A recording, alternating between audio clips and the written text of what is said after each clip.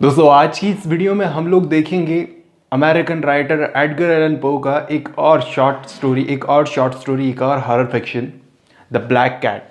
1843 में इसको पब्लिश करवाया गया था। दोस्तों ये भी एक गॉथिक फिक्शन है, जैसे कि हमने और भी शॉर्ट स्टोरीज इनकी कवर की हैं दो। तो आज की ये वीडियो बड़ी कमाल की होने वाली है। शुरू करते हैं। कल मैं मर जाऊंगा, लेकिन आज पूरी दुनिया को बताना चाहता हूँ कि ऐसा क्या हुआ है। शायद इससे मैं अपनी सोल को फ्री कर पाऊँ, जो एक हॉरिबल वेट है मेरी सोल पर। शायद तुम विश्वास नहीं करोगे जो कहानी मैं तुम्हें सुनाने जा रहा हूँ।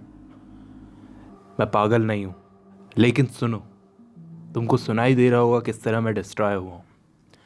जब मैं बच्चा था, मेरे अंदर एक नेचुरल गुडनेस थी, जिसकी वजह से मैं सारे जानवरों को प्यार करता था, बहुत सारे एनिमल्स को। उन एनिमल्स को हम पैट्स बोलते हैं। एनिमल्स जो इंसानों के साथ उनके घरों में रहना सीख गए। देयर इज समथिंग, कुछ तो है इन जानवरों के प्यार में, जो इंसान के दिल से ये डायरेक्टली बोलता है कि इंसान एक्सपीरियंस के साथ साथ सीख गया है कि दूसरे इंसान को प्यार करना कितना अनसर्टेन और चेंजेबल है। मैं छोटा था तो बहुत कम एज में मेरी शादी हो गई। अब आप मेरी खुशी समझ सकते हो जब मेरी वाइफ को पता चला कि मुझे पेट्स पालने में बहुत इंटरेस्ट है, तो वो मेरे लिए मेरी पसंद की बहुत सारे पेट्स लाई। हमारे पास बर्ड्स थे, गोल्ड फिश थी, डॉग था। डॉग तो बहुत ही वफादार जानवर होता है। और एक कैट थी। कैट बहुत ब्यूटीफुल थी। अनयूजुअल साइज था उसका, थोड़ा लार्ज, लेकिन एकदम ब्लैक, एकदम काली। मैंने उसका नाम रख दिया था प्लूटो। वो उन सब में मेरी एक ऐसी पैट थी जो सबसे बेस्ट थी। मैं उसे अलग खाना देता था, वो मेरे पीछे पीछे पूरे घर में घूमती थी। लेकिन उसके साथ एक प्रॉब्लम थी, वो मेरे पीछे पीछे गलियों में आ जाती थी, स्ट्रीट्स में। तो मैं उसे वहाँ पीछे आने से रोकता था। हमारी ये फ्रेंडशिप बहुत सालों तक अच्छी चली, मगर मेरा कैरेक्टर अचानक से चेंज होता गया। मैंने बहुत शराब पीना शुरू कर दी, बहुत स्ट्रॉन्ग वाइन। जैसे जैसे दिन गुजरते गए, मेरे अंदर से वो प्यार, वो लगाव ख़त्म होने लगा, कम होने लगा। मैं बहुत जल्दी गुस्सा हो जाता, हंसना मुस्कुराना तो मैं भूल ही गया था। मेरी वाइफ ने, मेरे सारे के सारे पेट्स ने, सब ने उस कैट को छोड़कर मुझे ये रियलाइज़ करवाया कि मेरे कैरेक्टर में चेंज आ रहा है। एक रात मैं इनसे शराब पीकर बहुत लेट घर लौटा। जहाँ मैं अपना ज़्यादातर टाइम शराब पीने में गुजारता था, उस इन में लड़खड़ाता हुआ जैसे तैसे करके मैं घर में एंटर हुआ। अंदर आते ही मैंने क्या देखा, मेरी प्लूटो, मेरी बिल्ली मुझसे दूर दूर जा रही थी। वो भी मुझे अवॉइड कर रही थी। वो एक ही तो थी, और ऊपर से एक जानवर की तरफ से ऐसा रिएक्शन देखकर, जिसको मैं समझता था कि वो अभी भी मुझे प्यार करती है, उसकी इस हरकत ने मुझे पता नहीं क्यों बिना किसी रीजन के गुस्सा दिला दिया। लगा जैसे मेरी आत्मा ही मेरे शरीर से निकल गई। मैंने अपने कोट से, पॉकेट से एक छोटा सा चाकू टाइप का कुछ निकाला, उसे खोला और उस बिल्ली को पकड़ा।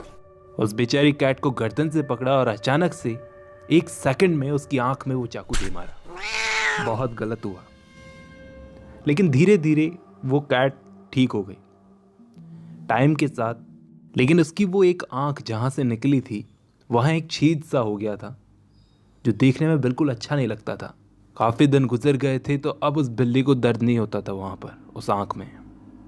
और जैसा मैंने एक्सपेक्ट किया था, मैं जब भी उसके करीब जाता वो डर के मुझसे दूर भाग जाती, और भागेगी क्यों नहीं। लेकिन उसकी इस हरकत ने मुझे और ज़्यादा गुस्सा दिलाया। ऐसे फील हो रहा था जैसे मेरे अंदर एक नई फीलिंग ग्रो हो रही थी। एक दिन जब मेरा खून बहुत ठंडा पड़ गया, तो मैंने उस बिल्ली को वापस गर्दन से पकड़ा और एक स्ट्रॉन्ग सी रस्सी उसकी गर्दन में डाली और घर के बेसमेंट में उसे ले गया और मेरे सर के ऊपर एक वुड बीम से उसे लटका दिया। उसको तब तक लटकाए रखा जब तक कि वो मर नहीं गई। उसको लटकाते हुए मेरी आंखों में आंसू थे, मैं रो रहा था। मैंने उसे लटका दिया क्योंकि कभी वो मुझसे प्यार करती थी, और मैंने फील किया कि उसने मुझे खुद को हर्ट करने का कोई रीज़न नहीं दिया।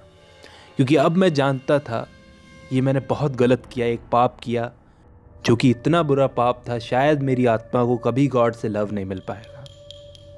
उसे मारने के बाद सेम नाइट जब मैं सोने के लिए लेटा अपने बिस्तर पर, तो खिड़की से मेरे पड़ोसियों के चिल्लाने की आवाज़ें आई।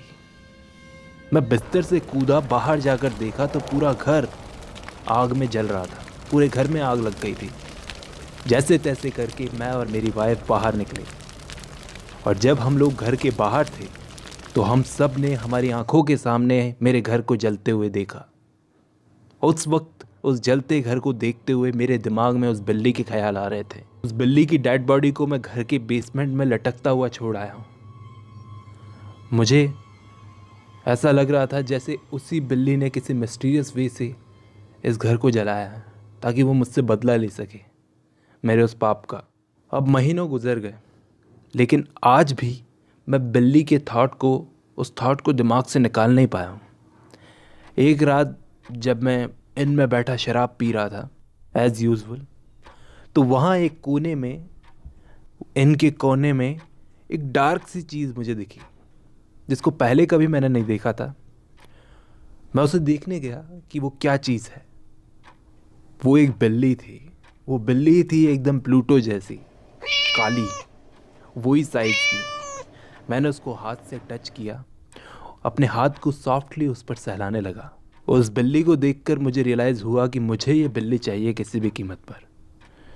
मैं उस इन कीपर के पास गया, उस बिल्ली को ख़रीदने का ऑफ़र दिया, लेकिन वो बोला मेरे पास कोई जानवर नहीं है, मैंने पहले कभी इसको नहीं देखा, इस बिल्ली को।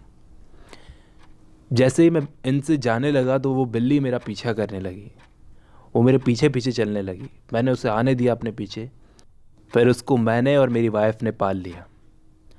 एक बात और थी जो मुझे सुबह पता चली। जब सुबह मैंने उस बिल्ली को देखा तो उस बिल्ली की भी प्लूटो की तरह एक आंख नहीं थी। रात को ये बात मैंने नोटिस क्यों नहीं की, लेकिन मेरी वाइफ को वो बिल्ली बहुत पसंद थी। मेरे अंदर उसे देखकर फिर गुस्सा बढ़ने लगा। वो मुझे हर जगह फॉलो करती, पीछे पीछे लगी रहती। मैं बैठता तो वो मेरी चेयर के नीचे बैठ जाती, और जब मैं खड़ा हुआ तो मेरे दोनों पैरों के बीच में आके खड़ी हो गई। मैं गिरने ही वाला था। मैं कहीं भी जाता तो वो मौजूद होती। रात में मुझे सोते हुए उसी का सपना आया। अब मैं उस बिल्ली से बहुत नफरत करने लगा था। एक दिन मैं और मेरी वाइफ हमारी पुरानी बिल्डिंग के बेसमेंट में गए, फोर्सफुली, जहाँ हमें रहना पड़ रहा था। तो सीढ़ियों से जब मैं नीचे जा रहा था तो वो कैट मुझे फॉलो कर रही थी, मेरे साइड बाय साइड चल रही थी। उसकी वजह से मैं नीचे गिरता गिरता बचा। अब की बार मेरा गुस्सा बढ़ गया और अचानक गुस्से में मैंने वो चाकू उठाया और उसे मारने की कोशिश की। तभी मेरी वाइफ ने पीछे से मेरा हाथ पकड़ लिया, मेरे हाथ को रोकने की कोशिश की, लेकिन मेरा गुस्सा मेरे सर पर सवार था। मैंने वो चाकू घुमाया और मेरी वाइफ की बॉडी में डाल दिया। मेरी वाइफ को मार दिया। वो वहीं मर गई, ज़मीन पर गिरकर, कोई आवाज़ किए बिना। उसके मरने के कुछ मोमेंट्स बाद तक मैं उस बिल्ली को ढूंढता रहा, लेकिन वो कहीं नहीं थी। वो शायद चली गई थी। बिल्ली तो थी नहीं, मुझे उस बॉडी का कुछ करना था, अपनी वाइफ की बॉडी का कुछ करना था। मैंने देखा कि तहखाने की कुछ दीवारें हैं जो इतनी स्ट्रांग नहीं हैं। मैंने वहाँ फायर प्लेस के पास की दीवारों में से पत्थर निकाले, ईंटें निकाले वहाँ की, और वहाँ पर इतनी बड़ी जगह हो गई थी, जहाँ पर इतना बड़ा छेद था वहाँ पर, जहाँ पर मैं अपनी वाइफ की बॉडी को छुपा सकता था। बड़ा केयरफुली मैंने वहाँ पर उसकी बॉडी को छुपा दिया। अब कोई भी जान नहीं पाएगा कि बॉडी यहाँ पर है। 2-3 दिन गुजर गए, लेकिन वो बिल्ली मुझे नहीं मिली। बहुत सारे लोग मेरे पास आए, मेरी वाइफ के बारे में पूछने लगे। उन लोगों को तो संभाल लेता था, लेकिन 4-5वें दिन कुछ पुलिस ऑफिसर्स आए। मैंने खुद उन्हें अंदर बुलाया, उनको तलाशी दिलवाई पूरे घर की। उन्हें कुछ नहीं मिला, क्योंकि मैं श्योर था कि उनको कुछ मिलने भी नहीं वाला।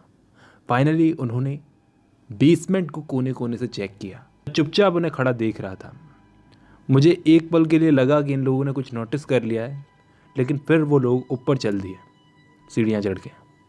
लेकिन तभी मैंने फील किया, मेरे अंदर से कोई अननोन फोर्स मुझे उन्हें बताने को कह रही थी कि मैं जीत गया हूँ। तभी अचानक मेरे मुंह से निकल गया कि इस बिल्डिंग की दीवारें बड़ी स्ट्रांग बनी हुई है। मतलब उन दीवारों के पीछे मेरी वाइफ की बॉडी थी। इमीडिएटली मेरे अंदर से अचानक एक कोल्ड सी फीलिंग आई, और उन दीवारों से बहुत हॉरिबल साउंड आ रहा था, बहुत हॉरिबल आवाज़ आ रही थी। कुछ मोमेंट्स तक उन ऑफिसर्स ने एक दूसरे को देखा और फिर दीवारों के पत्थरों को निकालना शुरू किया। उन्हें मेरी वाइफ की बॉडी मिल गई, एकदम ब्लैक, उस पर सूखा हुआ खून, बहुत स्मेल आ रही थी।